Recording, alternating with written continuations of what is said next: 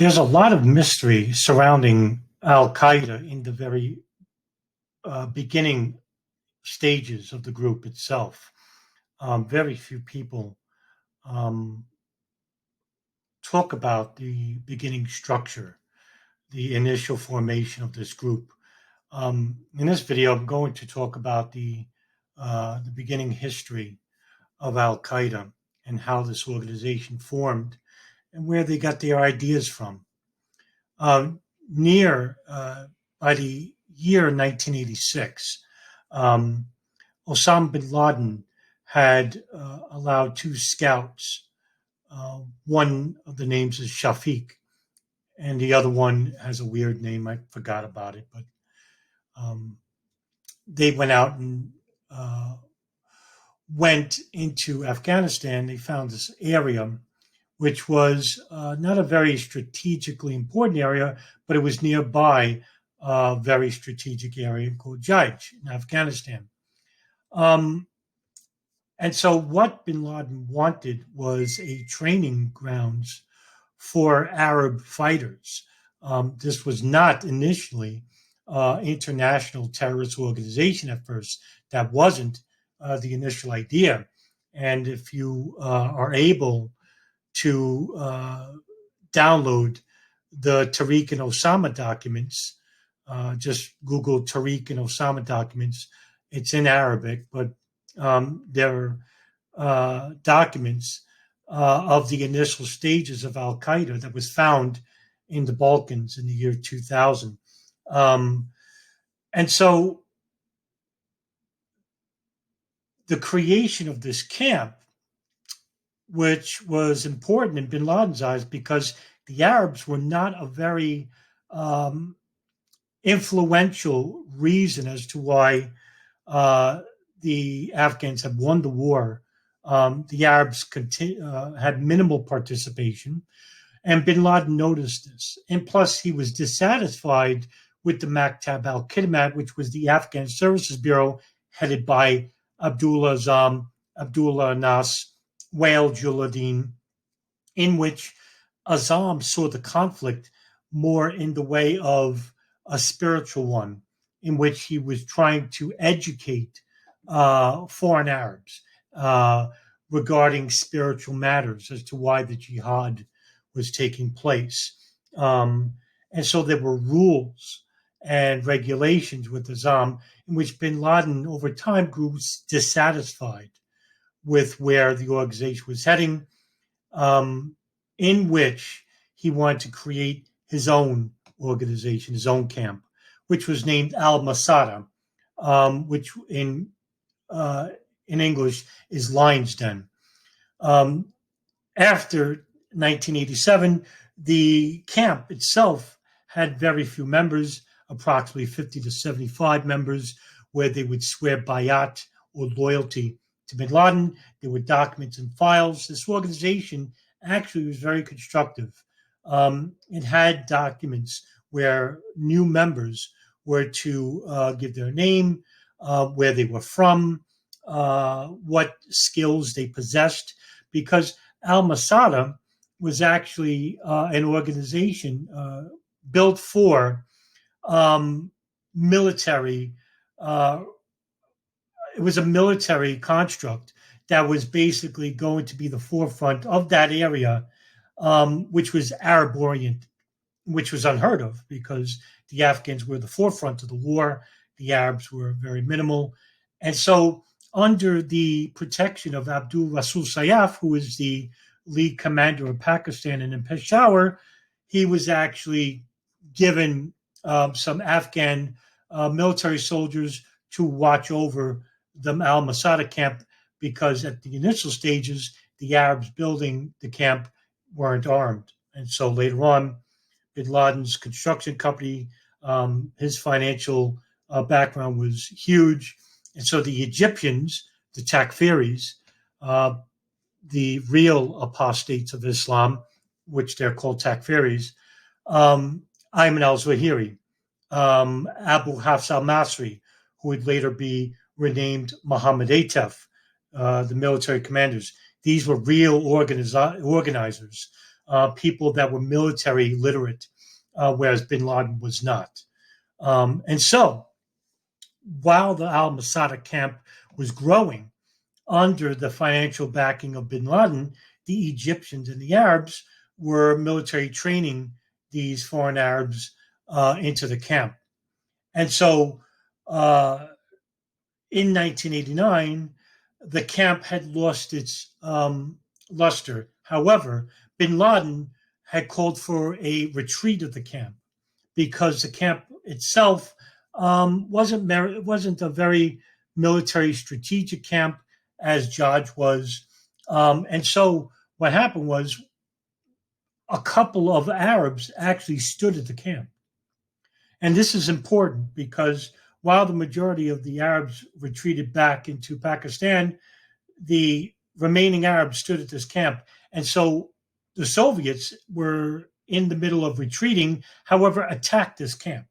And so approximately 200 Spetznaz soldiers, special forces soldiers, attacked the camp. Meanwhile, the Arabs were basically didn't have much in the way of weapons, and there was approximately maybe 25 or 30 of them, and they defeated them, even some with their bare hands. It's the story itself is underreported, but it is reported in a book that I'm currently reading, which is Al-Qaeda in Afghanistan, which is authored by Ann Stenmerson, which I recommend. The book is fantastic so far. And so because of this, the rumors began to spread about this resounding, remarkable defeat of the special forces of the Soviets, in which where this illusion of this special group of Arab soldiers, these foreign Arabs, al-Masada, now became al-Qaeda. But the name itself, which is the base, was from this battle, this base, al-Masada was from, in which the military literate soldiers, these soldiers, had defeated this military might of the Soviet special forces soldiers. So this was huge. And so Bin Laden's name now began to ring out through the Valley of Peshawar, Jalalabad, Islamabad, even Afghanistan. You know, the Afghans themselves were remarkably reluctant to give Arabs any credit, and rightfully so. The Arabs performed very little in the war, but this was huge.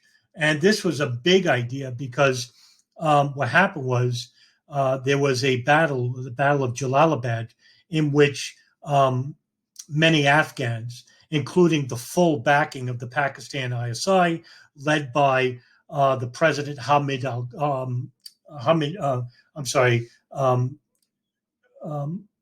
Abdul Haq al-Haq, and the Pakistan ISI General Hamid Gul, who promised that Jalalabad would be free of the communists, and the communist Afghanistan regime basically slaughtered them. In fact, approximately 5,000 to 6,000 Afghans were lost in this battle, and Hamid Gul was basically deposed, and so was ul-Haq, Zia-ul-Haq, the president, led by the Prime Minister. Benazir Bhutto was basically embarrassed for the loss, and ul-Haq and Hamid Gul were basically deposed from their positions. And so this was a big idea. And so with the win of the lines at al-Masada, they relocated back into Nagar in Afghanistan, which is in south of the valley. And so when now with the Arabs there, they basically got into another battle, a huge battle with the communist regime, and they won again. And so now the rumors began to spread about this special group of Arab, this group from that was basically called al-Masada, now became al-Qaeda, which is the base. And that base, the nickname, came from al-Masada.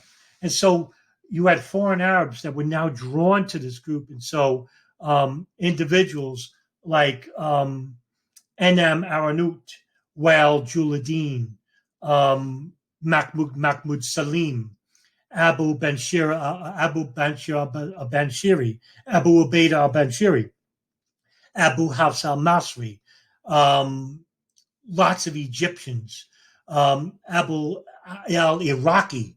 These are very important names because these were the primary members, and Dr. Fadl, Ayman al-Sharif, radicalists from the Egyptian Islamic Jihad that basically created the Shura Council, the religious council in Al-Qaeda, which pertained to religious matters, military matters that were led by Abu al-Banshiri and Abu Hafs al-Masri, Egyptians and Saudis.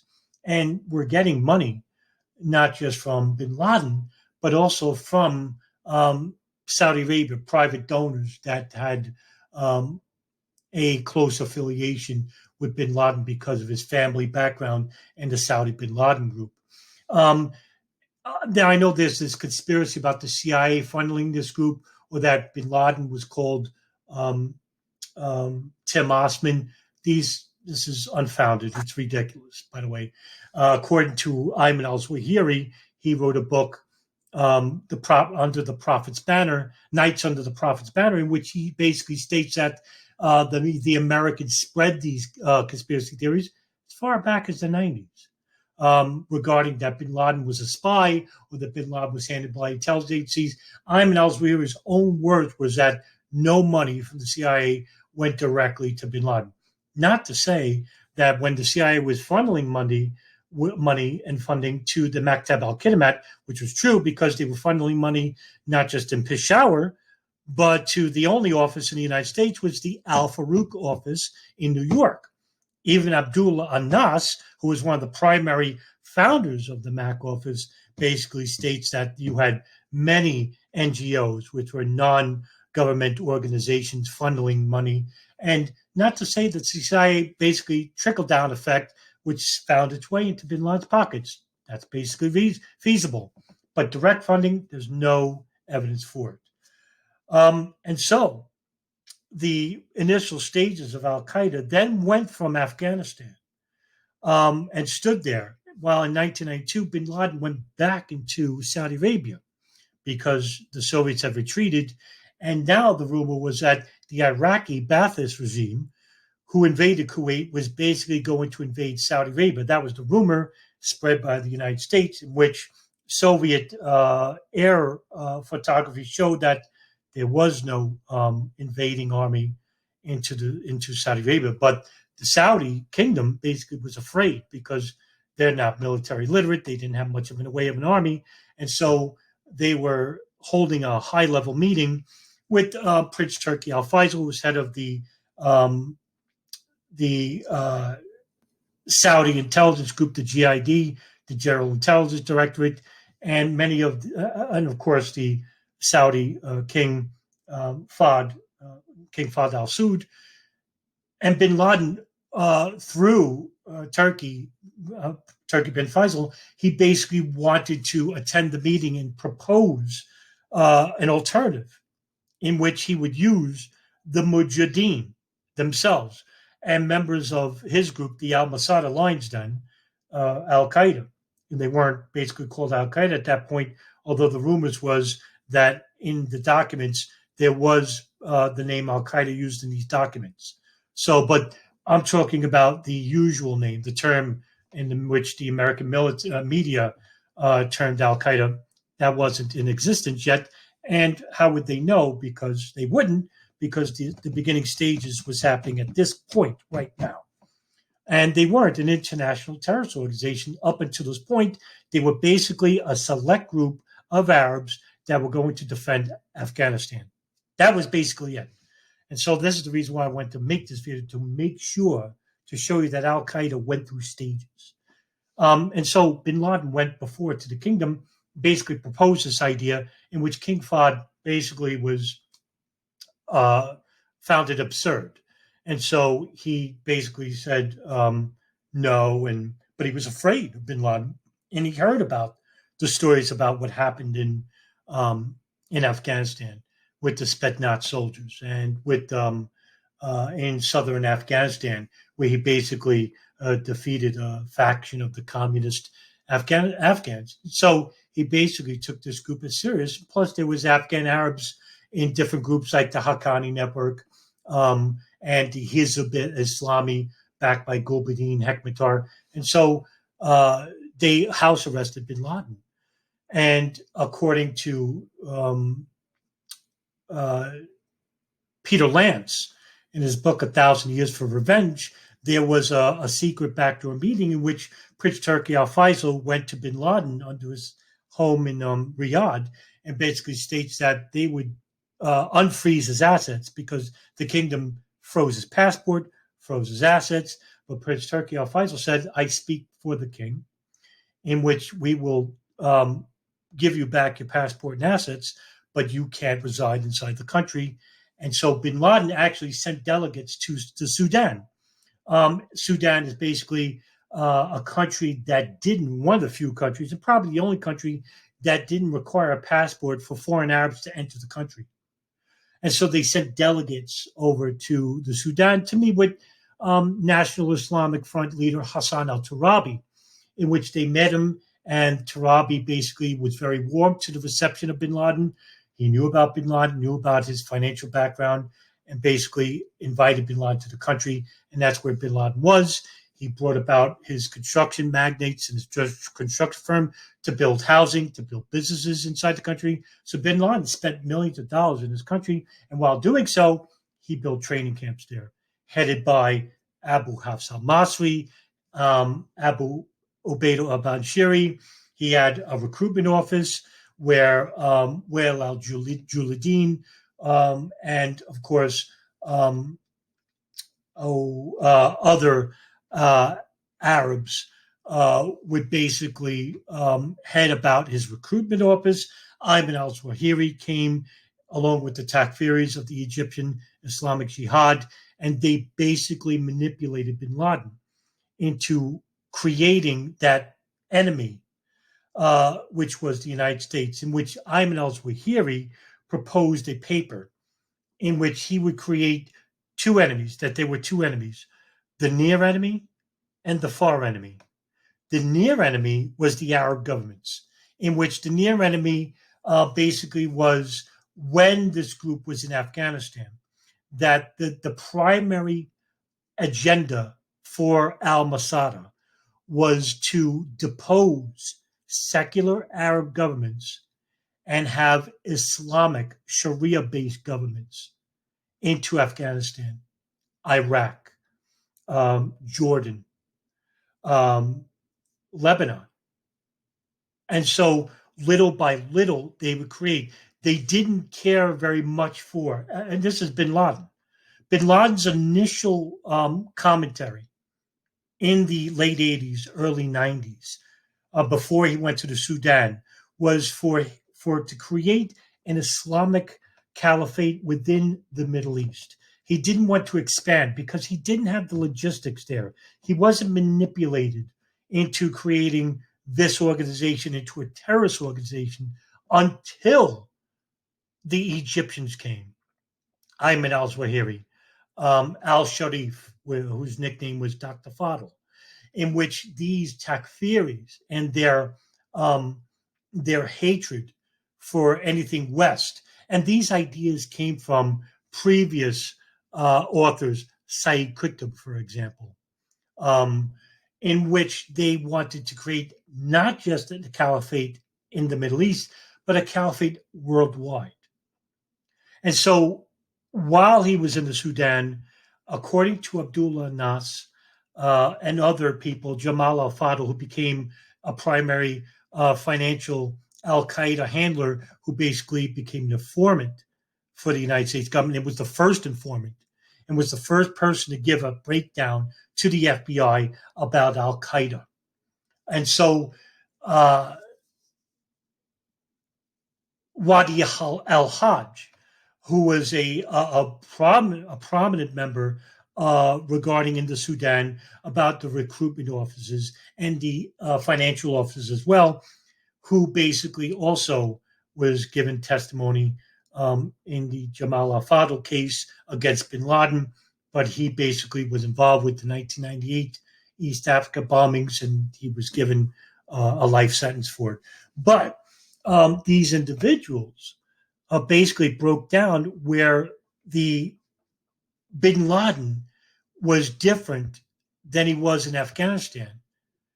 When he went to the Sudan, where he was away from everybody, and he was surrounded by these very manipulative and dangerous Egyptians, they persuaded bin Laden to create the far enemy being Israel and the United States and the West.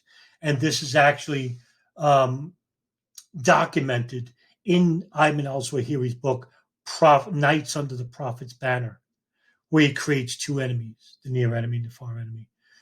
And so in 1990, and I won't expound it, but in 1996, bin Laden gave a fatwa. And the fatwa was dedicated to the United States military in Saudi Arabia and the kingdom. Okay. Still at this point, they were not a terrorist organization, international terrorist organization. It wasn't until 1998, 97, 98, where they became this, where bin Laden became fully immersed into this takfiri jihadi mentality, in which he initially wasn't. That's the basis of my video today. I'm going to end it there because after this, we basically have covered, I have into multitude of articles and videos showing that bin Laden became an international terrorist. But there are very few videos and very few articles showing where Al-Qaeda came from, where bin Laden's mentality was in the early stages of the early 80s and the early 90s. And so I'm going to end it there. I think I've said enough, and I'll see you in the next video.